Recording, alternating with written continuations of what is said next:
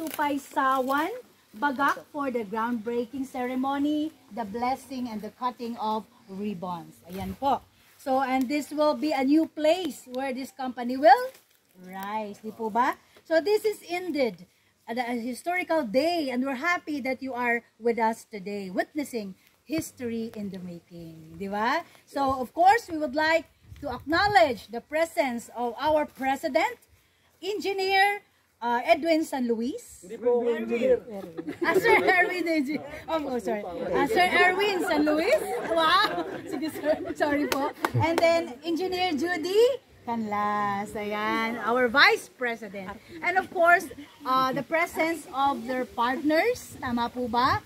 Friends and relatives. And of course, meron po tayo dito from the group of NBI Region 3. Maraming salamat. A warm welcome to all of you. Ayan po.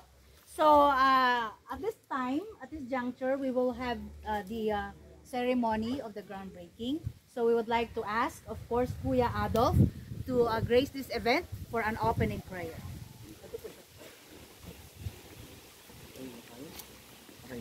Sige po, tayong lahat ay yumuko at tayo manalangin. Pasalamat tayo sa ating Panginoon.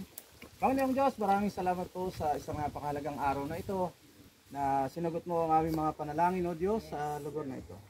Salamat, Panginoon, sapagkat ginabayan mo ang bawat isa sa amin simula sa pagpaplano hanggang sa oras at araw na ito, Panginoon. Kaya pinupuri ka namin at pinapasalamatan, O Diyos, sa iyong kadakilaan. Panginoon, pagpalain po ang bawat isa na narito, lalong-lalo na po ang San Luis family at ang team ng San Luis Aggregates and Trading at ang lahat po ng manarito, O Diyos. Salamat sa pag-iingat mo at nakarating ng maluwalhati sa lugar na ito. Kaisa ka po namin, Banal na Espiritu Santo, sa gawain ito. Sa umagang ito, Diyos, pinagkakatiwala namin sa iyo ang buong araw na ito, Panginoon, hanggang sa pagtapos ng aming gawain. Sa iyo po namin ibinabalik ang mataas na papuri at pasasalamat sa tanging pangalan ng iyong anak na si Jesus. Ito po ang aming dalangin. Tayo lahat ang magsabi ng Amen. Amen. Thank you so much, sir. And this juncture, we will proceed to the blessings of our place. And we would like to welcome, of course, Pastor Philip Malikdim to lead us in the blessing message. Dito na po po, Ma'am Ses. Thank you, Ma'am Ses. Isang pinagpalang umaga po sa bawat isa. Ako po pala si Pastor Philip Malikdim. Una sa lahat, nagpapasalamat po ako sa Diyos sa pribilehiyo po na ito at na makapanalangin po at hilingin ang patuloy na pagpapala ng Panginoon dito po sa San Luis Aggregates Trading po. Ito po at si Tatay Erwin ay kakilala ko po since 2005. No po, tagal na po kami at from Baguio pa po. Kaya and bago po tayo manalangin, I'd just like to share a few words, probably less than 3 or 5 minutes lang po ito, mula sa salita ng Diyos. Na ang mga ganito pong gawain, ito pong blessing and dedication po ay napakahalaga sa Panginoon kasi this is a gesture that we acknowledge God as the source. Ang sabi po ng Biblia sa Deuteronomy 8 verse 18, alalahanin mo ang Panginoon na siyang nagbigay sa iyo ng kakayahan upang magkaroon ng kasaganahan.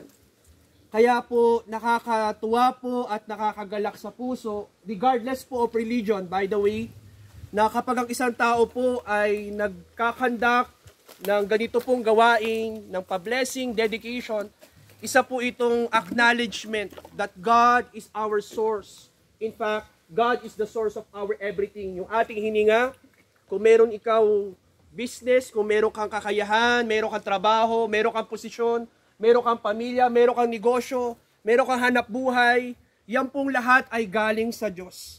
Ang sabi po sa English, you shall remember the Lord your God, for it is He who gives you the power to get wealth, that He may confirm His covenant that He swore to your fathers up to this day.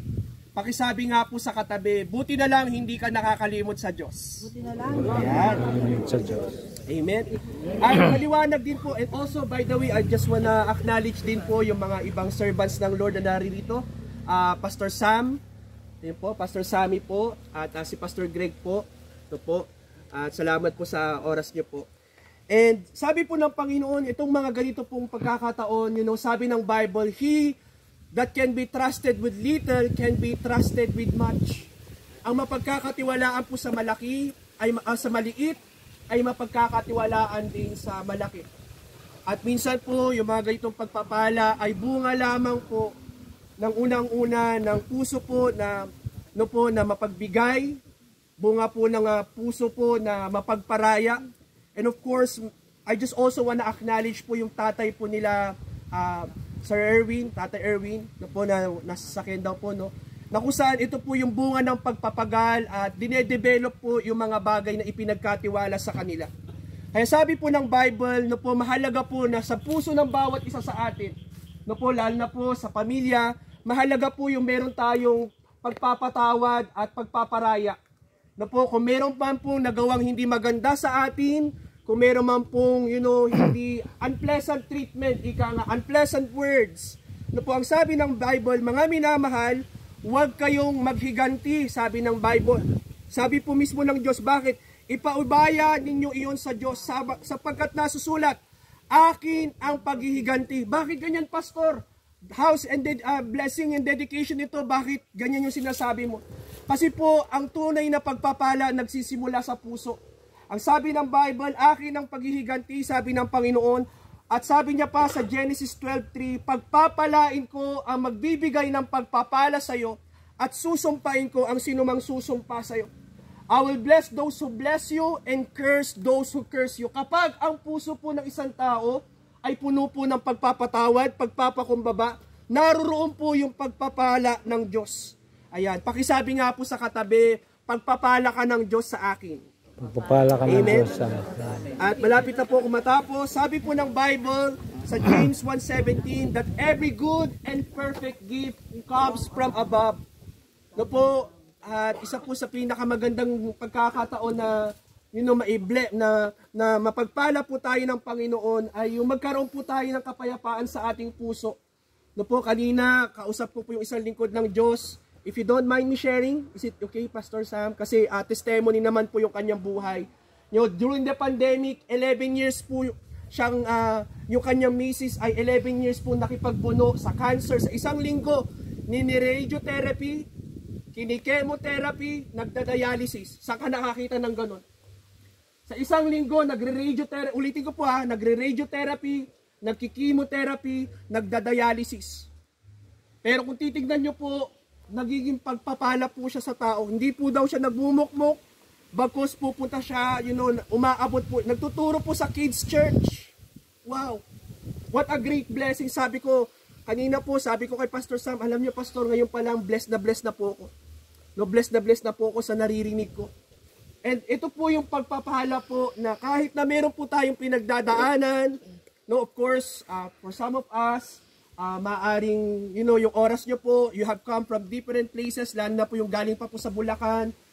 We appreciate your time and effort, yung sa NBI po, yung iba po galing pa po sa malalayong lugar, kami po galing pa po kami sa Olonga po.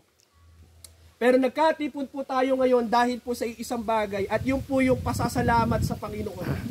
At isa pong pagpapala, yung magkaroon tayo ng kapayapaan na nagmumula sa Diyos, na kahit ano yung pinagdadaanan natin, pwede tayo maging blessing sa iba. Hindi po dahilan ang limitasyon.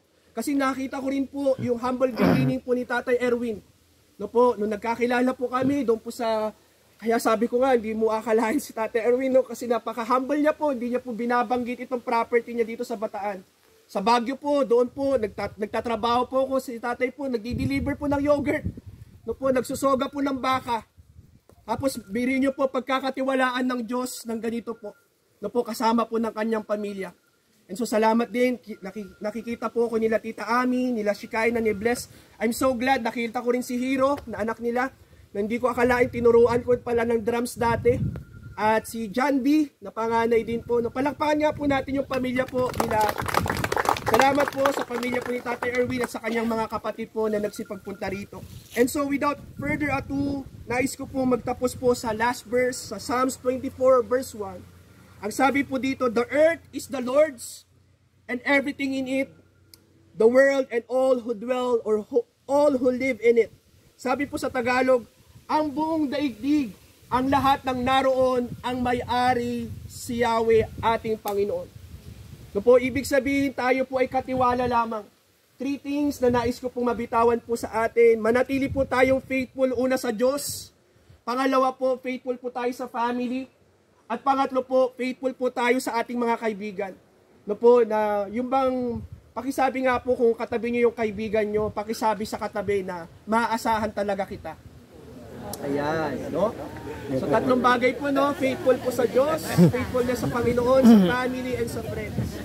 No po, yan. Kaya, Diyos, at dadako na po tayo sa pananalangin, bagamat wala po tayong element, you know, yung oil. Pinakamahalaga po, the power of blessing is not in the oil, it's not even in the prayer.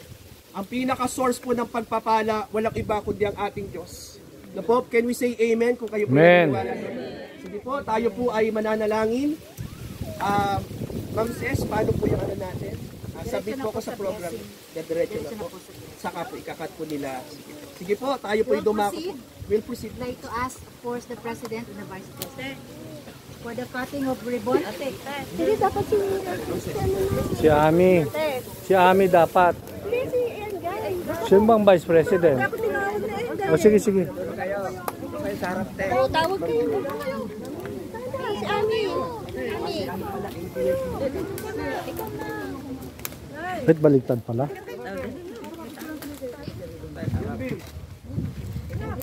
Ito po, maganda siguro na dito po yung pamilya. Yan, yung mga magkakapatid po, yung buong San Luis po. Yan, sila Jandy, sila Hiro, si Kaina, Les, Tomas Pacheco, San Luis family. Apo, yan. Sige, sige. Nagbibideo ko. Sige po, as soon as sinabi po natin yung amen, saka po nila ikakat po yun. Sige. Sige po, hindi na po tayo lahat. Hindi, magpe-pray pa yata. Amen. Tayo po muna ay Mananalangin. Sige po, let's pray. Sino po yung nagnanais dito na pagpalain din sila ng Panginoon? Amen. Ayan. Naririnig niyo po ba yung boses ko po? Amen. Alam niyo po, mayroon pong prinsipyo sa Biblia na kapag ikaw ay nagtanim, ikaw din ay ani. So magtatanim po tayo ng pagpapala, makikipag-agree po tayo sa panalangin. As a gesture po, can we extend our hands towards this family, towards this dedication and blessing po, para tayo naman ay pagpalain din ng Panginoon. Okay? So let's pray po, tayo po ay dumulog sa Diyos. Aming Diyos Ama, banal at makapangyarihan sa lahat, sa ngalan ni Kristo Jesus na aming pinaglilingkuran, naniniwala kami o Diyos na bukas ang kalangitan, na nakakakita sa aming puso at sa aming isipan. Una sa lahat, kami po ay lubos-lubos na nagpapasalamat sa pribilehiyo at pagkakataon na to, Panginoon, na mahiling ang inyong pagpapala, Panginoon, at patuloy na ma-dedicate po, Panginoon, ang San Luis Aggregates Trading. Panginoon, as a gesture of our faith, we pray for your blessings, favor, O God, be upon this business. We pray for more doors of opportunity that you would connect, Lord God, Panginoon, sila Tatay Erwin San Luis, Mr. Erwin San Luis, Panginoon, maging ang Vice President na si Engineer Judy Canlas. Connect them, oh God, with the right people at the right place and at the right time. That you would sustain all their needs, that you would bless them with more clients, Panginoon. Naniniwala kami, the best is yet to come, at sisimulan niyo po ang matinding pagpapala, Panginoon, ng higit sa kanilang inaakala. Lord, as they desire that they will serve as a blessing to many, dalangin namin, Panginoon, ang masaganang biyaya niyo po, ang patuloy niyong ibuhos, Panginoon, Lord God, sa source of income na to, that would bless not only their family, O God, but even the generations to come. Maraming salamat, Panginoon, at sineselyuhan po namin ang aming panalangin na may pananampalataya sa kapangyarihan po ng Espiritu Santo. Lord, we just want to give you back all the glory, and we just want to thank you in advance, O God, for hearing and answering our prayer, because you are sovereign over any situation, oh God, and nothing is impossible with you. Nothing is too hard for you, Panginoon. Bless, Lord God, Tatay Erwin, Panginoon, maging, Lord God, sila Tita Ami, sila JB, Panginoon, si Hiro, Panginoon, si Kaina, Panginoon, si Bless, oh God, the entire San Luis family, and even the siblings, Panginoon, of Tatay Erwin. We honor you, we bless you, O God. This is our prayer in Jesus' name. Amen. Amen and amen.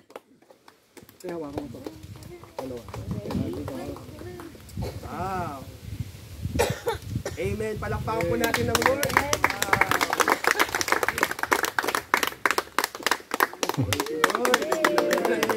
Ayan. So, may request lang po ako. Sino nakakalam ng song na Count Your Blessing?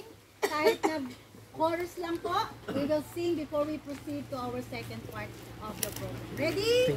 Sing! Count your blessings, name them one by one. Count your blessings, see what God has done. Count your blessings.